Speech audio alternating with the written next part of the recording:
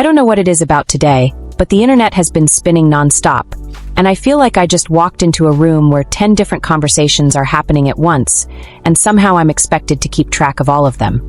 It started with people whispering that Ja Rule got jumped. And listen, I'm just delivering the message the streets dropped off. I'm not saying it's confirmed, I'm not saying it's gospel, I'm saying this is what people are passing around like hot tea. Apparently, word came out a couple hours ago that he was outside some New York restaurant, and things just went completely left. One person said the Barclays Center had something to do with it. Another said some dudes punched him in the mouth. Another said Maxby knocked him out backstage. And then I saw Fat Joe's name floating around for no reason. The story has too many cooks and not enough clarity, so I don't know what the truth is. But the consensus is everyone's acting like Ja Rule had a very rough evening. And I don't know why I'm even repeating half of this, because it all sounds like someone combined 5 rumors into one movie plot. But here we are. That's the internet for you. But while all that noise is happening, another situation popped up that actually got me thinking a little deeper.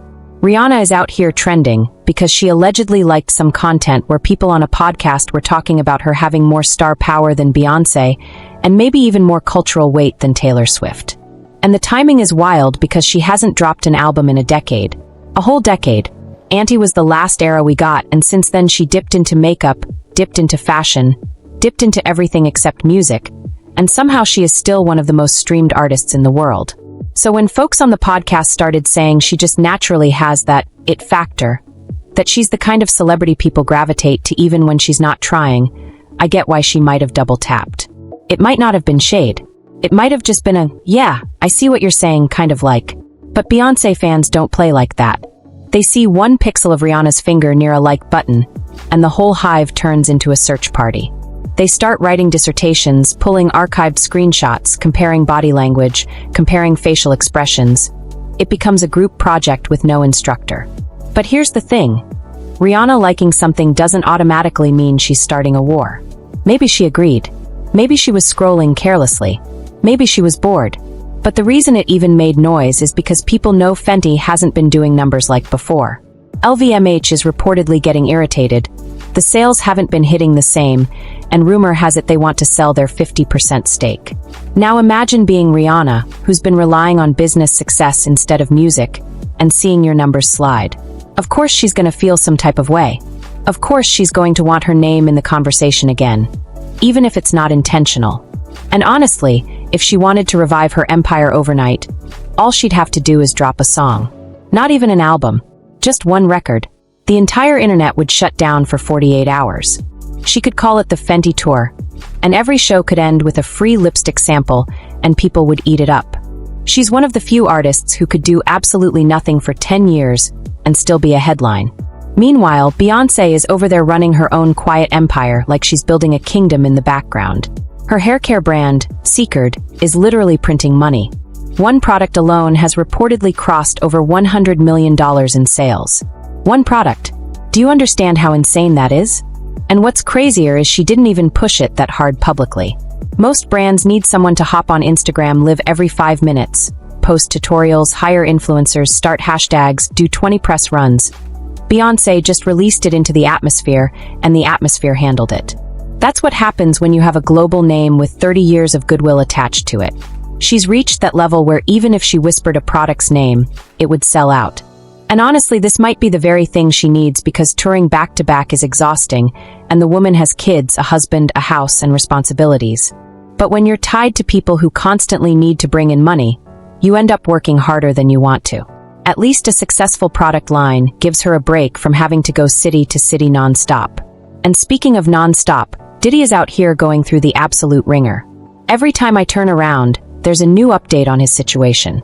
Dor Rashad, who has been fighting him legally for what feels like forever, is requesting oral arguments in her civil case after Diddy's team filed motions to dismiss. And it's interesting because she already got packed up in one case, but she's refusing to back down in another. That kind of persistence says a lot. She wants her day in court, literally. But while her case is gaining momentum, Sarah Rivers's case is hanging by a thread. She sued for $60 million but then missed a critical appeal deadline, and now the entire thing might collapse. And the part that confuses everyone is how someone this deep into a case misses a form deadline. Form C isn't complicated. It's a basic procedural requirement. You file it, you move forward. You miss it, you default. So now people are speculating. Was she pressured? Did someone intervene? Did she forget? Did her lawyers drop the ball? It opens the door for all kinds of theories. At the same time, Diddy is sitting in Fort Dix with his world crumbling. He's trying to convince people that he's a good person, but the public isn't buying it. Every PR statement he puts out sounds hollow, like a reheated version of something we've heard before. His ego is taking hit after hit because he can't control the narrative anymore. His prison privileges were reportedly blocked, his time is allegedly being extended, the environment isn't safe, the unit he wants to move into isn't available. Everything is just spiraling. And meanwhile, Attorney Busby is out here tweeting like he's warming up for a heavyweight fight, teasing that a new wave of lawsuits is coming. Diddy can't catch a break, and honestly, the pattern looks like it's only getting worse. And while all this chaos is unfolding, Ja Rule drama over here, Rihanna backlash over there, Beyoncé success soaring above it all, Diddy drowning in legal stress. The internet is just stirring the pot like it's a normal Tuesday. People are jumping from one topic to another with no pause button. It feels like the entertainment world is having a meltdown, and everyone is acting like it's business as usual. That's the tone of today, chaotic, messy, unpredictable, and somehow all connected in the strangest way. And we're only getting started, and the funny thing about all of this is how the conversations overlap even when they shouldn't. Like somehow Ja Rule getting allegedly jumped ends up in the same orbit as Rihanna double-tapping a podcast clip and Beyoncé making 9 figures off a conditioner. That's how unpredictable the pop culture universe is right now. You blink once and 3 storylines collide like they've been waiting backstage for their cue. And honestly, it's almost exhausting because you want to stay updated, but the updates won't stop updating. Every new notification feels like another plot twist, and you barely finished understanding the last one. The Ja Rule situation alone has people spinning because everyone thinks they know the real story. Half the people swear they saw footage, the other half say no footage exists, and then you get the ones who always have a cousin who works at the Barclays Center, telling you he got knocked out twice, once in the mouth and once backstage.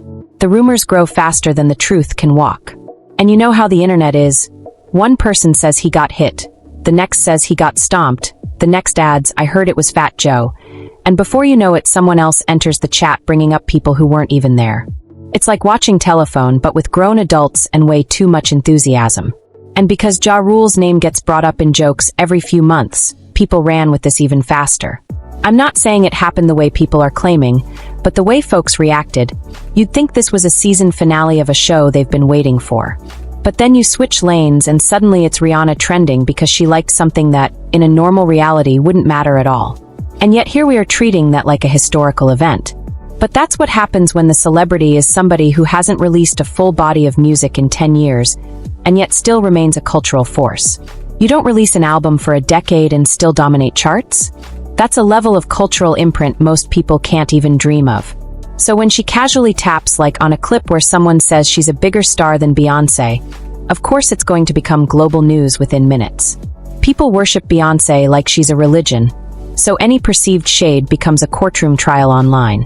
And Rihanna fans are just as passionate, so it becomes a whole debate about who has the bigger presence, who has the more loyal fan base, who actually moves culture, who changed fashion, who sells more globally. It becomes an entire research project nobody assigned. And the thing is, Rihanna probably didn't even mean for it to blow up like that. She might have just been scrolling at 2 a.m., half asleep, saw something flattering, hit like, and went on with her night. Meanwhile, the rest of the world has decided it's a declaration of war. People have turned it into a rivalry documentary, like the 2 women can't exist at the same time without the internet trying to manufacture tension. But if we're being honest, some of that reaction stems from the fact that Fenty isn't performing the way it used to. When a brand goes from record-breaking to struggling, people notice. Reports about LVMH getting restless, investors wanting to move on, products not flying off shelves. All of that adds pressure. Rihanna built an empire that changed the makeup game forever, but even empires have seasons where the numbers drop. And when you mix that with her not releasing new music, people start speculating about what her next move should be. The thing is, she has endless options.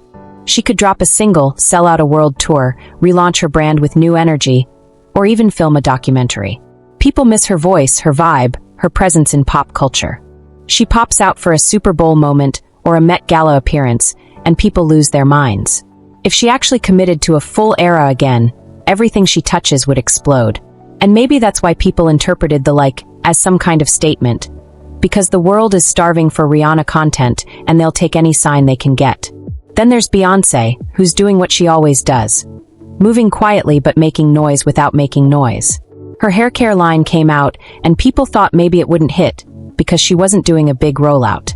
No constant Instagram posts, no commercial every 15 seconds, no dramatic build-up. Just a quiet launch, and the fans took care of the rest.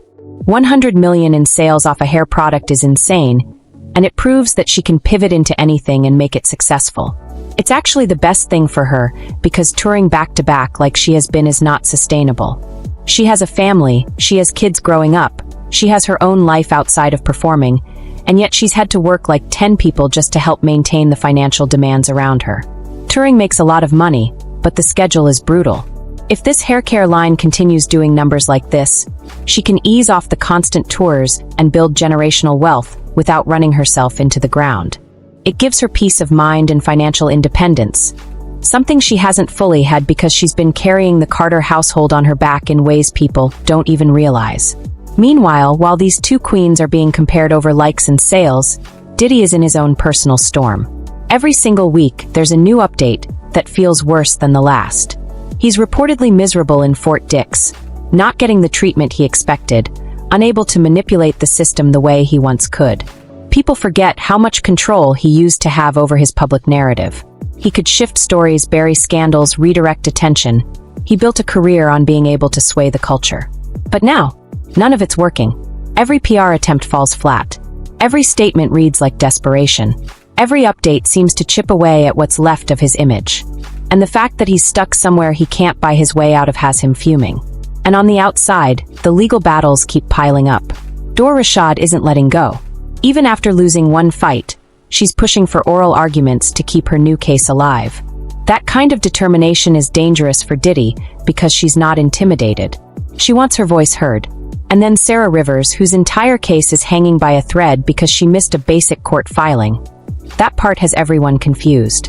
You don't just accidentally forget to submit something that decides a $60 million appeal. Unless something happened behind the scenes, it doesn't make sense. And when people don't understand something, they fill the gaps with theories, intimidation, pressure, sabotage, carelessness, legal mismanagement. Whatever the reason, the end result helps Diddy. And that's why people are side-eyeing the entire situation. But even with those cases faltering, attorneys like Busby are foreshadowing a whole new wave of lawsuits coming. And that has Diddy panicking more than anything. Someone tweeting that more legal problems are coming doesn't sound serious until the person tweeting has a track record of dropping lawsuits like thunder strikes. And Diddy can't run from civil cases the same way he can dodge public opinion. Those papers will find you even in Fort Dix. And the idea that he's sitting there helpless, watching his empire leak one headline at a time is exactly why people say his ego is being tested. He isn't used to losing. He isn't used to being powerless.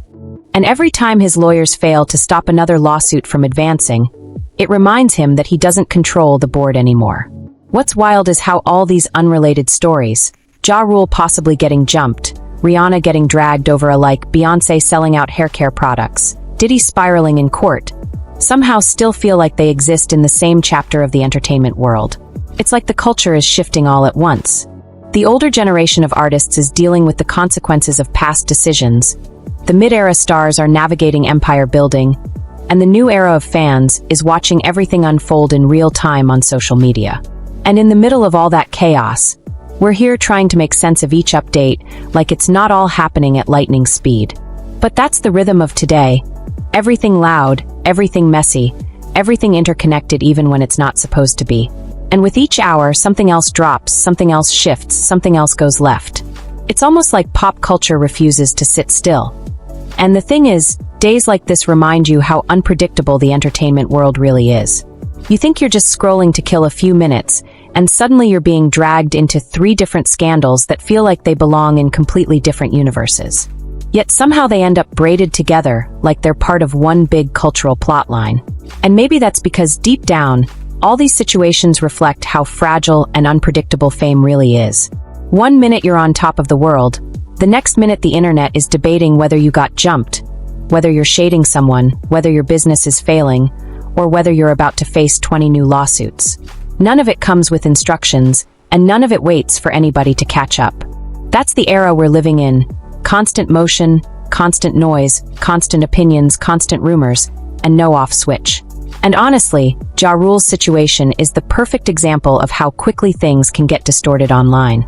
Someone says he got hit outside a restaurant, someone else claims he got beat up backstage. Another person drags in names that weren't even present, and suddenly the story grows legs, arms, and a whole personality. Now it's a full-action movie with subplots, villains, and background characters. And the more ridiculous it sounds, the more people believe it. Because scandal travels faster than facts, and chaos looks more entertaining than clarity. And while people keep adding fuel to the fire, nobody stops to ask, does this even make sense? They're too busy sending it to group chats like they're breaking news reporters. It's almost become a sport. Who can make the rumor bigger? Who can twist it further? Who can turn it into the juiciest version possible? And honestly, it says more about the internet than it does about Ja Rule. Meanwhile, Rihanna's situation shows the opposite problem. How even the smallest action from a celebrity can get magnified into something massive. A like. One single like. You'd think she threw a punch the way the internet reacted. It was like everyone pulled out magnifying glasses, trying to study the precise meaning behind that double tap. Did she mean it? Was it shade? Was it accidental? Did she forget she was logged into her public account? Did she do it deliberately to make a point? Did she do it to stir conversation for attention? The theories get wild because people put their emotions into these artists like they're part of their identity. And when you combine that with Rihanna's decade-long music drought, the world sees her as this rare, mythical creature who only appears every once in a while. So when she does anything, even scrolls, people lose their minds like it's an event. But the deeper part of it is how her business world is shifting. She built Fenty into one of the most inclusive and talked about brands in beauty history. And now those same conversations are changing tone. Struggling, declining, underperforming, steak might be sold. Those words get attached to your name and suddenly people think your entire empire is collapsing. Even if it's not fully true, the perception becomes the narrative. And I think that's why her liking something stirred people up more than usual. When an empire shows cracks, people start scanning everything for signs, reading into actions that might not mean anything. They're looking for clues. And whether she intended it or not, that one tiny action created a ripple effect that spiraled into a whole new debate about star power, relevance, and longevity. Then there's Beyoncé, who's almost the opposite in every way. She doesn't comment, she doesn't shade, she doesn't make noise, she barely even posts, but she moves markets. She launches a hair product silently, and it makes more money in a month than most brands make in a year. And the funniest part is people assumed it wouldn't do well because she wasn't doing the typical influencer routine. But Beyoncé has something most celebrities don't: trust. When she releases something, people believe in it before they even try it. They're not buying hair care, they're buying into the legacy. And the fact that she can sit quietly, barely do a campaign, and still clear over 100 million says everything about how powerful her brand is. But it also highlights something bigger. People don't realize how much pressure she's been under for years because of the lifestyle she has to uphold, the financial responsibilities around her, and the constant demand for new content or new tours. Touring is physically draining. It tears your body apart, it separates you from your family, it keeps you on the move non-stop, and doing that back-to-back is not sustainable. So this hair care success is more than just a win. It's a foundation for her to step back from the grind without stepping away from her influence. It's a lifeline to balance, to rest, to financial independence that doesn't rely on performing. And then we transition to the complete opposite end of the spectrum. Diddy, who is dealing with every consequence imaginable at the same time. Every time people think his situation can't get worse, the next update proves them wrong. His legal troubles, his public image collapse, his confinement in Fort Dix, the rumors about his privileges being denied, the legal filings being stacked against him. It's like every part of his life is unraveling one thread at a time. And the more he tries to control the narrative, the more out of control it becomes. He's releasing statements that nobody believes, trying to claim innocence while the internet lists every allegation ever made against him like they're reading from a book. And the thing about public opinion is once people turn on you, there's almost nothing you can do to reverse it. And on top of that, you have Dor Rashad refusing to let her case die. She's pushing for oral arguments, pushing for her day in court, pushing for her voice to be heard. That kind of persistence is terrifying for someone like Diddy because he's used to people giving up, settling, or falling apart under pressure. She's doing the opposite, and he knows that's dangerous. Then you have Sarah Rivers, whose situation is teetering on collapse because of a missed deadline. And nobody can figure out how that happened. Was it an accident? Was she overwhelmed? Was she pressured? Did she get scared? Missing a form that could save your entire case just doesn't make logical sense. But whether intentional or accidental, the result helps Diddy in a significant way. But even with those cases weakening, Attorney Busby is lurking like a storm cloud, hinting that a new wave of lawsuits is coming. And the thing about Busby is he doesn't bluff. If he says more filings are on the way, more filings are on the way. And that thought alone is haunting Diddy's world right now because he can't handle more battles. He's already losing control, losing influence, losing public support, and losing time. Every new lawsuit is another layer of weight he can't push off. And in the middle of all this chaos, Ja Rule confusion, Rihanna backlash, Beyoncé success, Diddy collapse, the world keeps doing what it always does. Moving forward without waiting for anyone to catch their breath. That's the reality of pop culture now. Stories stack on stories, then fade, then reappear, then get replaced by something louder. Nobody gets a quiet scandal anymore. Everything becomes a spectacle. But maybe that's the lesson in all of this. Fame doesn't protect anyone from chaos. It only amplifies it. The higher the pedestal, the louder the fall. The bigger the name, the wilder the rumor. The more successful the brand, the more people analyze every hiccup. And the moment the public senses vulnerability, they pounce. And yet, in the middle of all of that noise, life keeps going. People move on to the next headline. Artists recover, rebrand, rebuild. Scandals fade, new ones form. That's the cycle, the rhythm, the ecosystem. And today's chaos will be tomorrow's afterthought.